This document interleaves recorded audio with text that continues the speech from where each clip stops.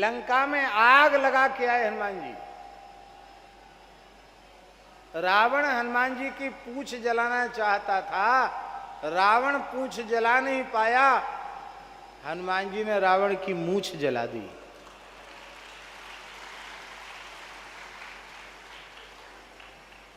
पंडित श्री गंगादत्त जी व्यास कहते थे कि जब रावण ने हनुमान जी की पूंछ में आग लगवाई, बड़े ढोल नगाड़े बज रहे थे और हनुमान जी की पूंछ में आग लगाई जा रही थी और लपट बहुत ऊपर तक उठ रही थी। रावण ठहाका लगाकर ऐसे मूंछ पर ताव देकर हंसने लग गया। हनुमान जी ने उसका ठहाका सुना तो एक मूंछ पर ताव दे रहा था, दूसरी मूंछ तो खाली थी। हनुमान जी ने सोचा कि अग्नि लगाने का श्री गणेश कहाँ से करें। तो पंडित जी कहते थे कि पूंछ से मूंछ में आग लगा दी।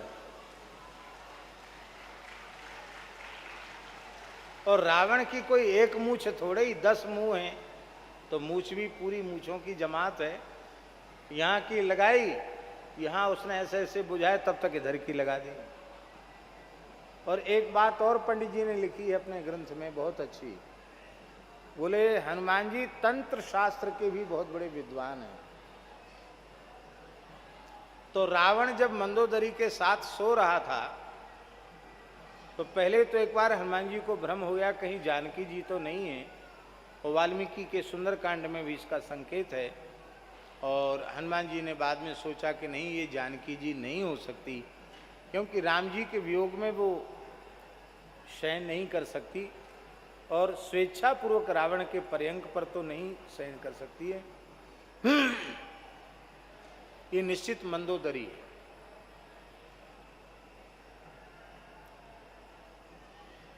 तो हनुमान जी ने तंत्र प्रयोग किया, कि पंडित जी ने लिखा है, प्रामाणिक विद्वान थे वो भी।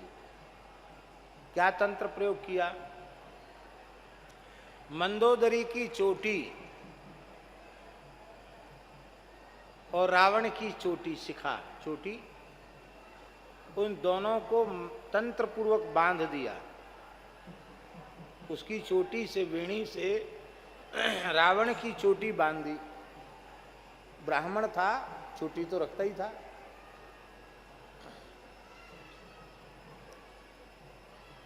उसको उन्होंने लिखा है चेटिका तंत्र। चेटिका तंत्र के अनुसार उन्होंने बांधी। अब उस तंत्र का की काट क्या है? उसकी काट ये है कि चोटी गांठ खुलेगी नहीं, चोटी काटनी पड़ेगी और बेणी काटनी पड़ेगी। किसी सौभाग्यवती स्त्री की बेणी काट दी जाए तो यह उसके लिए बहुत अशुभ संकेत है। अब तो माताएं अपने आप ही कैंची चलवाती हैं अपने केसों पर। यह बड़े दुर्भाग्य की बात है।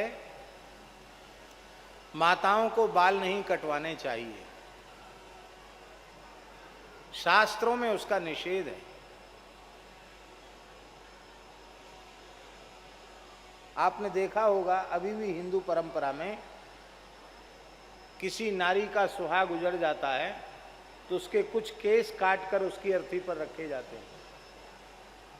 तो केस उसी स्थिति में कटते हैं जब पति की मृत्यु होती है, उसके पहले केस काटने का विधान नहीं है। नारी के केस पर कैंची नहीं चलनी चाहिए।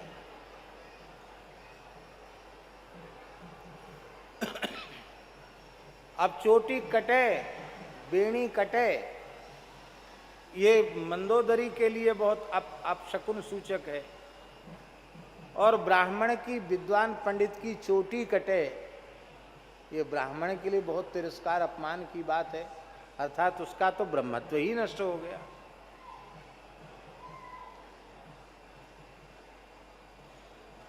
काटेंगे तो भी रावण की हंसी और मंदोदरी का अपशकुन। और खुलेगी कैसे? तो भैया जी उसमें लिखा है कि खुलती एक ही तरह से है। पत्नी पूरी शक्ति लगाकर पति के मुंह पर थप्पड़ लगावे तो खुलेगी, नहीं तो नहीं खुलेगी। अब सवेरे जैसे ही उठे तो चोटी और बेणी दोनों बंधी हुई थी, टकराए। अरे ये क्या हुआ, ये दुष्टता किसने की, यहां तक कौन चला आया? बोले अब सोचने विचारने का समय नहीं है, इसको खोलो। वो खोले ही नहीं गांठ। रावण भी विद्वान तो था ही तंत्र शास्त्र का, उसने देखा। रे बोले तो किसी बड़े तांत्रिक ने तंत्र प्रयोग किया है, अमुक तंत्र के अनुसार ये बांधा है। अब उसका एक ही समाधान है, या तो हमारी चोटी कटे तुम्हारी वेणी कटे। बोले वो तो सब दुनिया में बेइज्जती हो जाएगी भाई, हमारी चोटी कटेगी और तुम्हारी वेणी कटेगी तो बात छिपी हुई तो रह नहीं जाएगी, बात प्रकट हो जाएगी, तो उसमें हमारी निंदा बहुत होगी। ये हमारे साथ बहुत बड़ा छल हुआ है। अब देवी अभी कोई देखने सुनने वाला नहीं है, अब एक ही इसका उपाय है कि तुम पूरी शक्ति लगाकर एक तमाचा हमारे मुंह पर लगाओ तो ये खुलेगी, नहीं तो नहीं खुलेगी। मंदोदरी बहुत संकोच में पड़ गई, कैसे रावण के मुंह पे तमाचा लगावे। और इधर वीणा मुरज मृदंग आदि वाद्य बजने लगे, रावण को जगाने वाले वाद्य। बोले तब तक कोई न कोई सेवक परिचारक आ जाएगा, फिर आफत हो जाएगी, अभी कोई नहीं है। मरता क्या न करता, एक थप्पड़ जमाया और थप्पड़ जमाते ही गांठ खुल गई। बोलो वृंदावन बिहारी लाल की जय।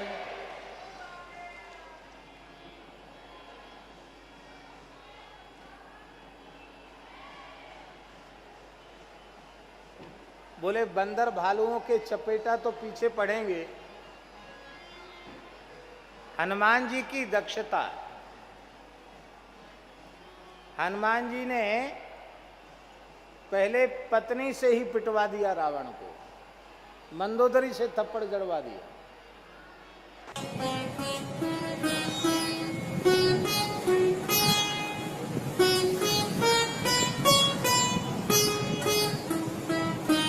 श्री सीताराम प्रतिदिन सत्संग एवं दर्शन के लिए श्री महाराज जी के ऑफिशियल चैनल को जरूर सब्सक्राइब करें।